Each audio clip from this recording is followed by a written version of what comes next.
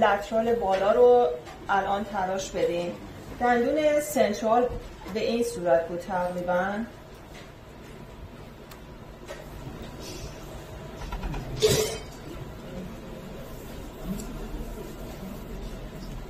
دندون لترال از دندون سنترال یه مقدار کوچیک‌تره و گردتر. به خصوص تو کدوم ناحیه؟ تو ناحیه دیستال. دقیقا تو ناحیه دیستال دندون لترال یه مقدار کوچکتر از دندون سنترال هستش، گرد شده تر از دندون سنترال هستش. کلا وقتی تو نمای لبخند خودتون و بقیه دقت بکنید میبینید که ارتفاع دندون لترال حدود 1 میلیمتر کوتاه‌تر از دندون سنترال هستش. این نما توی چیدمان دندونای مصنوعی هم رعایت میشه. این چیزها رو خوبه که از الان به خاطر داشته باشین. خب حالا میخوایم یک بلوک در بیاریم بر اساس اندازه هایی که کتابتون داده. طول دندان این سایز و اپیکال، یعنی از اینجا تا اینجا رو زده 22.5. ما هم بر 22.5 رو انتخاب میکنیم.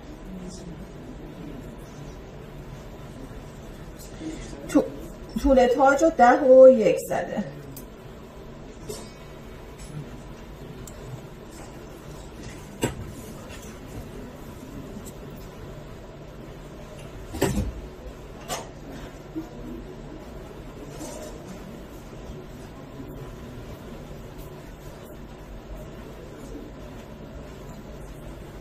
بذار ببینم چرا اینقدر اینجا یه ذره ناصافی داره، برای همین نمیدونم تا خاموش کنم باشه تو ما اندازه ها رو بزنیم مشکلی نیست. چون دو ساعتش باید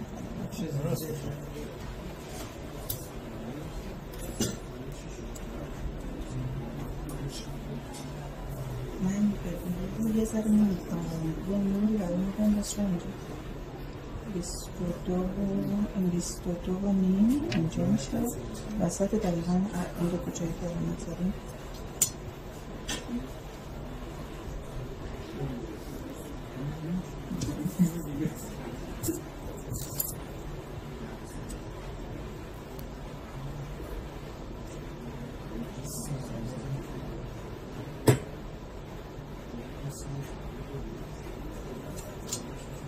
خب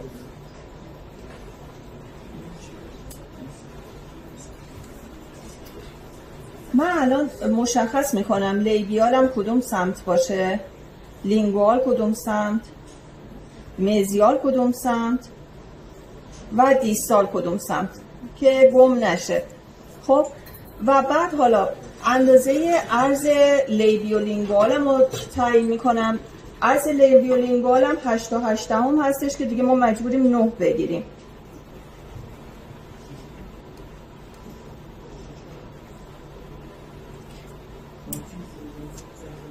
بذار ببینم من اشتباه زدم.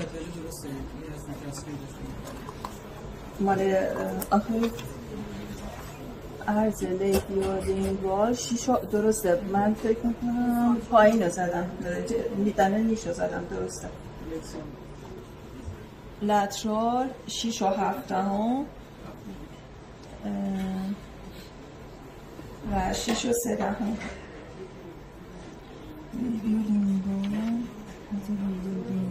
6 و 3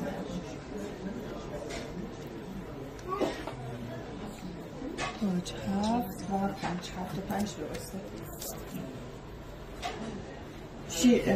لیبیولینگوال رو 6 و 7 دیگه ما مجبوریم نزدیکی 7 بگیریم چون دیگه تا این حدم یک اینجاست.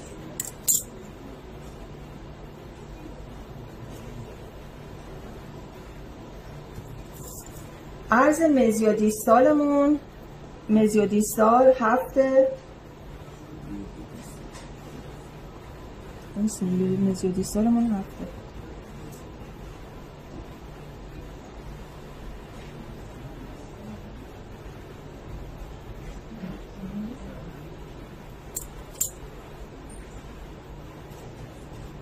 یه بار دیگه چک بکنم مزیال و دیستال. اینجا بگیرم، بله اینجا میفته.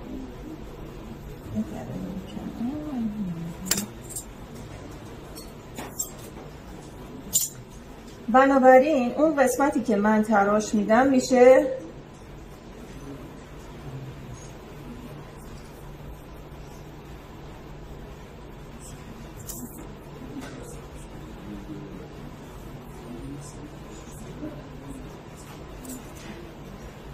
من این قسمت رو نگه میدارم، ما بقیه قسمت ها رو برمیدارم.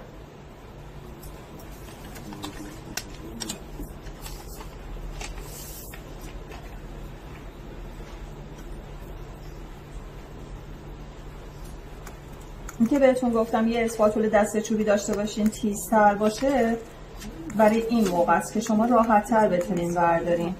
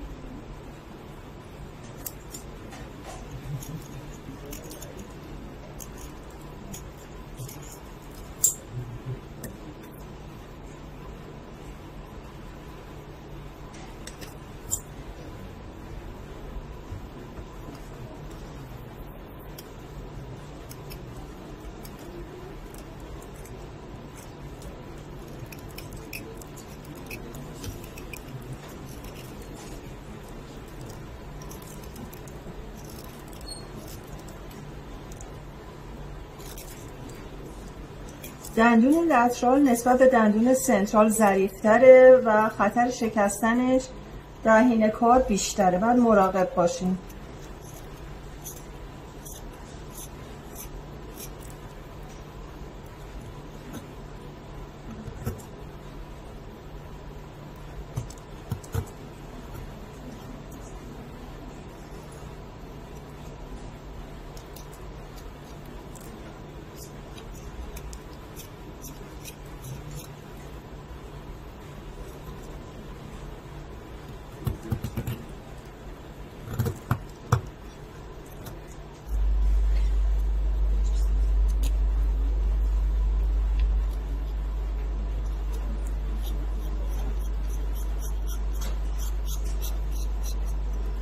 خب الان بلوک رو ما در آوردیم، قسمت های مزیال، دیستال، لیبیال و لینگوالمون هم مشخصه.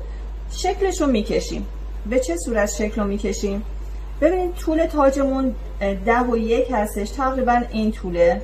اینم قسمت مزیاله. گفتیم قسمت مزیال هایت آف کانتورش کجا میشه؟ اگر از نمای لیبیال نگاه بکنیم، حاشیه مزیال هایت آف کانتورمون تقریبا 1/3 این سایز میدل و این سایزار وقتیه که تو قسمت دیستاله. ناحیه طوقمون هم بناست به جای 7 میلیمتر 5 میلیمتر باشه، یعنی 1 میلیمتر از هر سمت ما باید کوچیک‌تر بکنیم. این الان 1 میلیمتر از هر سمت کوچیک‌تر بکنیم، اینجا و اینجا میشه. از هایت آف کانتور من میارم به این سمت. قسمت دیستال یک کمی کوتاه‌تره و گرد شده تر، بنابراین یک کمی کوتاه‌تر، یعنی میدل و این سایزال هایت آف کانتور باشه، به این صورت میشه. و این هم ریشه. ریشه یه مقدار کرو به سمت دیستال داره، یه کرو مختصر به سمت دیستال براش ایجاد میکنیم. این همین نما رو من سعی میکنم توی قسمت در واقع لینگوالم هم ایجاد بکنم. این قسمت دیستاله، یعنی ما یه مقدار کرو بیشتری داریم. این قسمت مزیال، کرو کمتر، هایت آف کانتور بالاتر، دندون به تقریبا به این صورت میشه و بعد ریشم که به سمت دیستال کرو داره.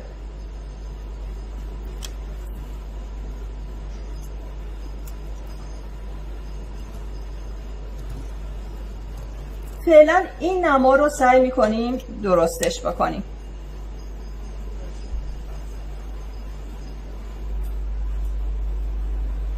یعنی چی؟ از سطح اینسایزالم شروع میکنم. اینسایزال تو ناحیه دیستال یه مقدار گرد شده تر هستش، منم یه مقدار گردش میکنم.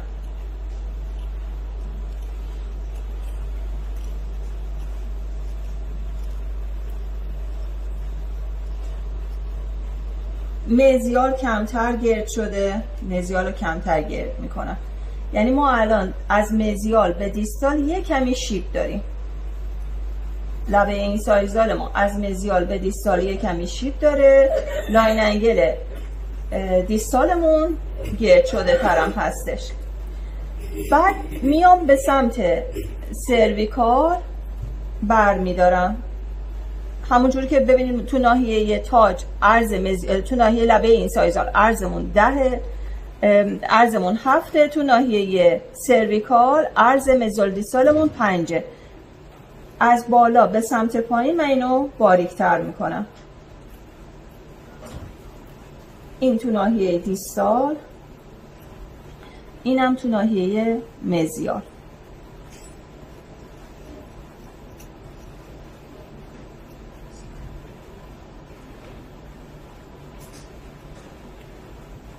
حالا میرم به سمت ریشم.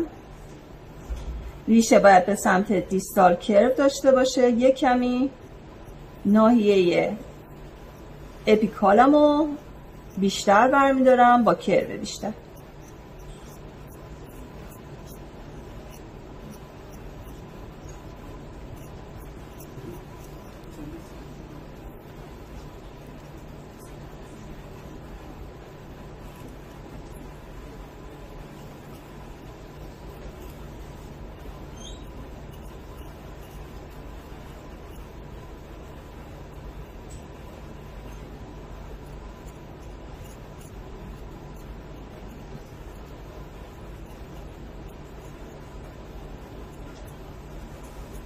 این قسمت مزیالمه، دیستالمه.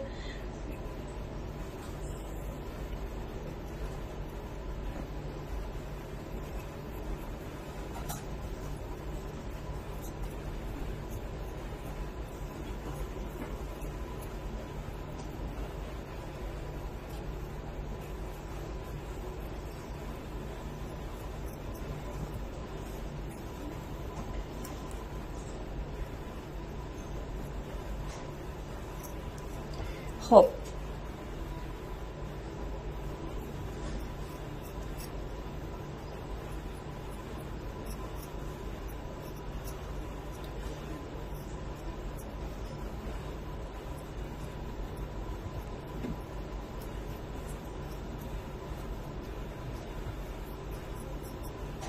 الان باید چی کار بکنم؟ میتونم نواحی مختلف تاج رو فرم بدم. مثل چی؟ مثلا این ناحیه سی جی امو برای ایجاد ناحیه سی جی، ببینیم بچه من اسپاتولو به این صورت میگیرم، این لبه رو میذارم روی خطی که به عنوان سی جی هم فرم میخوام بدم و به این صورت ور میدارم. خیلی شیار عمیق ایجاد نمیکنه ولی یه فرم سی جی رو برای شما ایجاد میکنه. هایت آف کانتور حد اکثر برجستگی سی جی تو ناحیه مزیال باید بیشتر از ناحیه دیستال باشه. اینا رو در نظر میگیرم. دیگه این که دندون به سمت لینگوال که میره باید باریک تر بشه، درسته؟ این رو هم سعی میکنم ایجاد بکنم.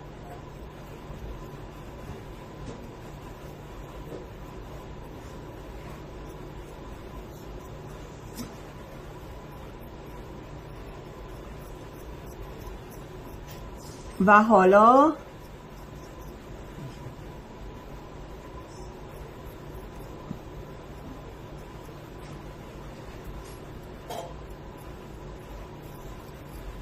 فرم ناحیه میتونم دندون رو همین الان جدا بکنم یا بعداً از بلوکم جداش بکنم.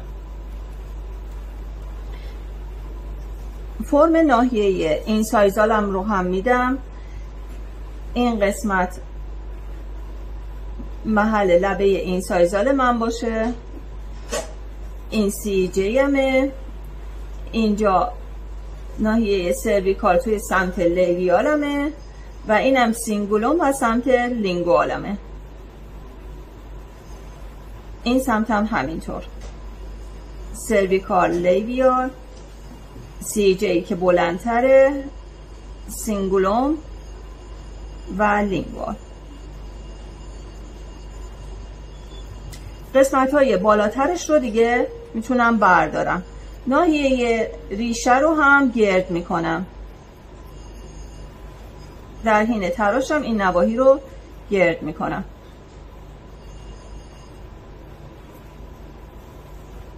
خب ناحیه تاج رو برداریم.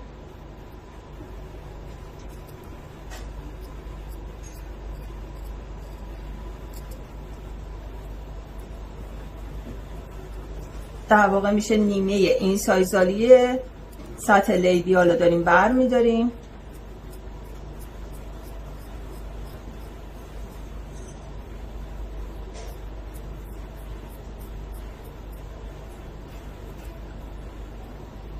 نیمه این سایزالی سطح لینگوال رو بر میداریم. یعنی چی؟ سینگولوم رو دست نمیزنیم، یعنی اینجا رو دست نمیزنیم، جایی که بنا سینگولوم ما باشه رو دست نمیزنیم. نیمه این سایزالی رو بر میداریم.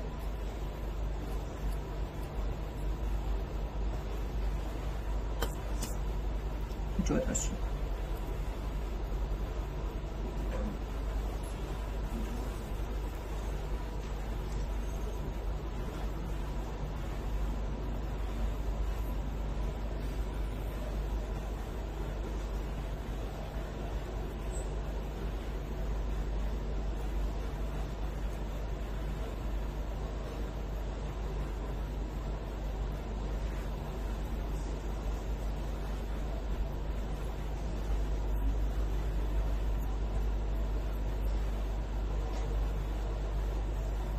حالا تاج رو به سمت لینگوال بازم باریکترش میکنیم. تو ناحیه توپ باید باریکتر از ناحیه این سایزال باشه.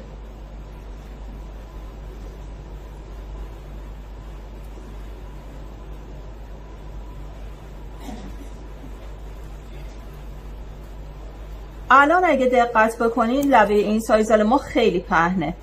باید چی کار بکنیم؟ ولی ما میدونیم که توی دهان این نواحی مارجینال ریجای ما هستن و بین اینا و ناحیه لبه این سایزالمون ما یه فاسا داریم.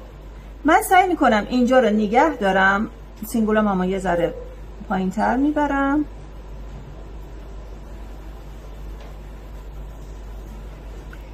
این قسمت ها رو نگه میدارم.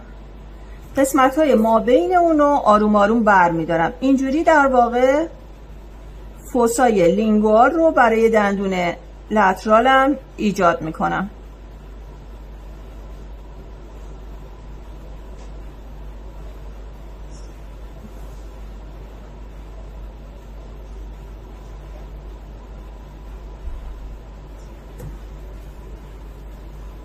بعد گفتیم دندون لترال یه درز، یه شیار چی داره؟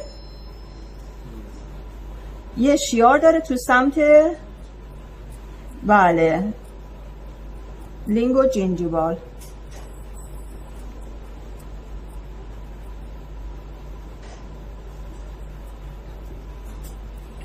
این شیار رو هم ایجاد میکنم.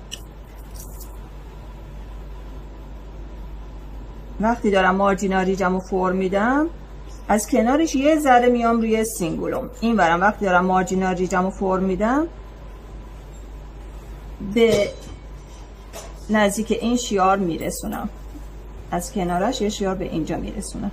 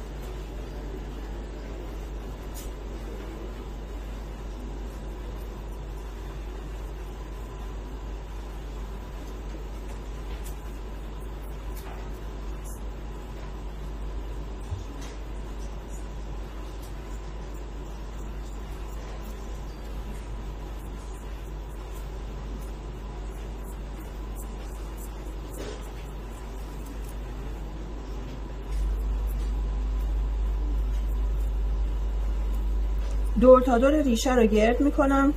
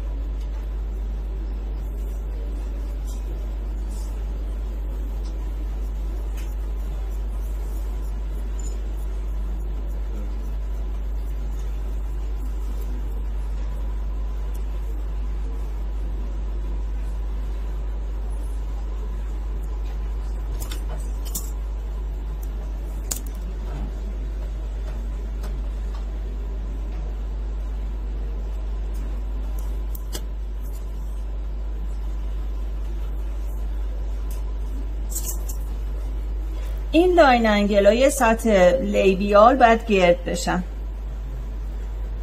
اگه دقت کرده باشین نمای این سایزال دندون در کتابتون کشیده کاملا گرد شده است. نوشته که حالت تحدب بیشتری توی دندون لترال هست نسبت به دندون سنترال، برای همین این لاین انگل ها همه باید گرد بشن.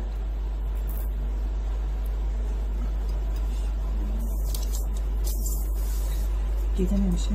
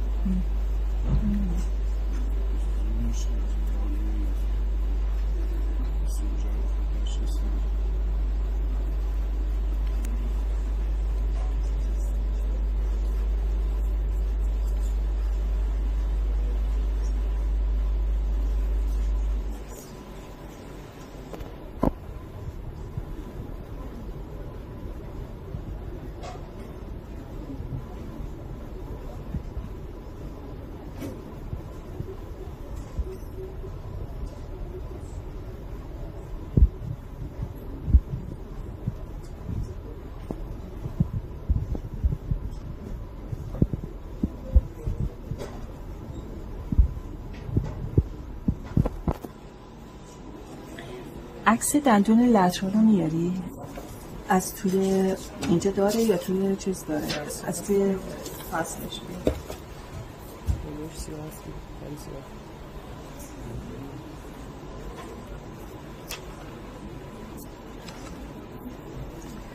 خب الان دقت بکنید، من سعی میکنم دندونم و با اون چیزی که توی کتاب هست هماهنگ کنم، ببینم حدوداً بهش میخوره یا نه. البته این دندون جهتش با دندون کتاب فرق میکنه. با این همه تو ناحیه این سایزار ما میبینیم که نسبت به ناحیه تو پهنای بیشتری داره، دندون لترال ما هم همینطور هستش. تو ناحیه لینگوالش یه مقدار ناحیه فوسامون رو مشخص تر میکنم، یعنی اینکه سعی میکنم بیشتر به نظر میاد که توی ناحیه این سایزال ریجمه که باید مشخص تر بشه. از اینجا بر میدارم که یه فوسای مشخص تری داشته باشم. شیارمونم که شیاری که به سمت شیار لینگو جینجیوال که به سمت دیسال هستش، برای ما هم به همون سمته.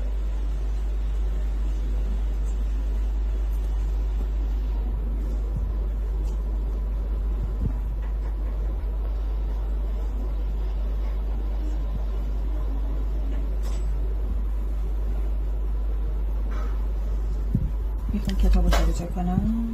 ببینین به این صورته. این مارجینال ریجنمون هستش، شیار لینگو جینجیوال، فوسای ناحیه لینگو. تو نمای پروگزیمال نگاه میکنم ببینم مشکلی از نظر نمای پروگزیمال داریم. به نظر میاد یه مقدار شیب رو باید به سمت لینگوال بیشتر بکنم، برای همین شیب به سمت لینگوال رو بیشتر میکنم.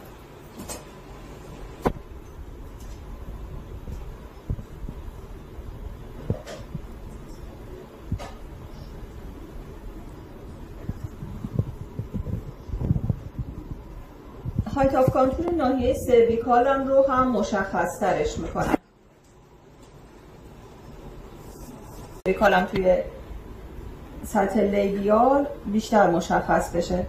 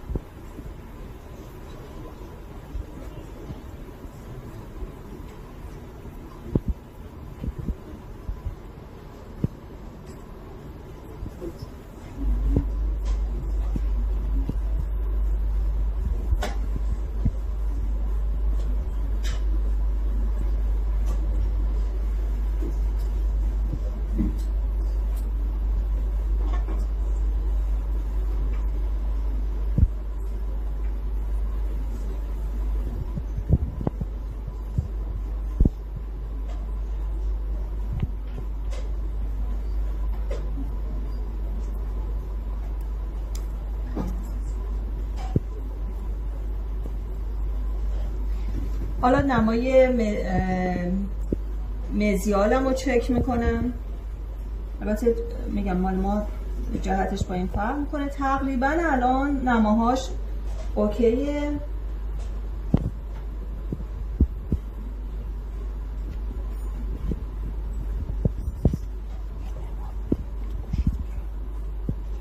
سی جی ناحیه مزیال بلندتر از ناحیه دیستاله. پایین سی جی مقدار فرو رفتگی داره.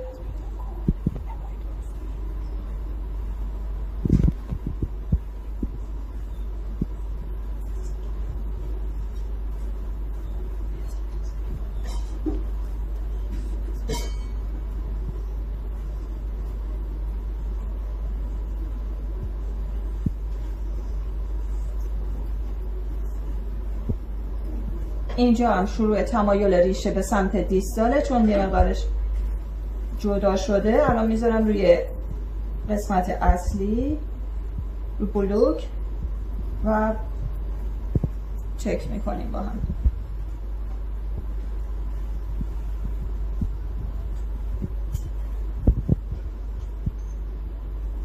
به این صورت میشه. البته میگم این قسمت جدا شده. ببینید دوستان، ممکنه که سر امتحان برای شما یه همچین اتفاقی بیفته. اول اصلا بلوک از اول به صورت کامل جدا کنین، راحت‌تر این تراش رو میتونین بدین. اگه دقت بکنین من این ناحیه انتهای آپکس رو دست نزدم، یعنی من الان میتونم این دوتا رو روی هم کامل قرار بدم و رو هم کامل منطبق بشن. سر امتحانم اینه، اگه بهتره که جدا نشه، ولی اگه جدا بشه ما این کارو میکنیم. اگه کاملا رو هم تطابق پیدا بکنه قبول میکنیم ازتون، ولی اگه تطابق کامل پیدا نکنه ازتون قبول نمیکنیم. این دندون تموم شد.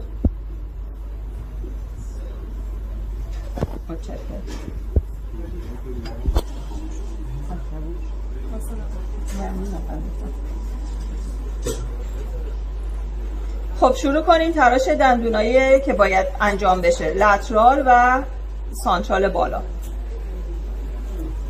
میشه ولی ریشه کوتاه میشه، اگه بخواید اینا فرمش بدین ریشه خیلی کوتاه میشه، ولی میشه انجامش داد. بله ممنونم.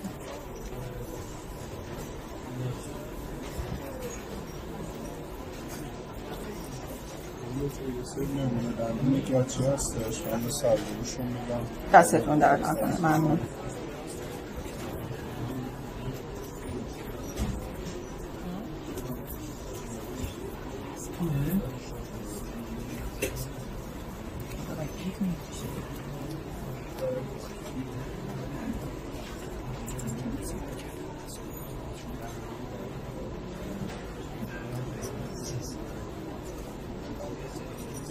بله چی شد؟ مامان به طول ریشه؟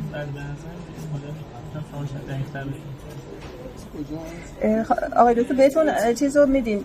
الان شما میتونید از این میزه این ور شروع کنید، 2 تا میزه این ور شروع بکنید. بله بچه ها ببینن کارا رو. منم از میزه وسط این دندون رو چک میکنم.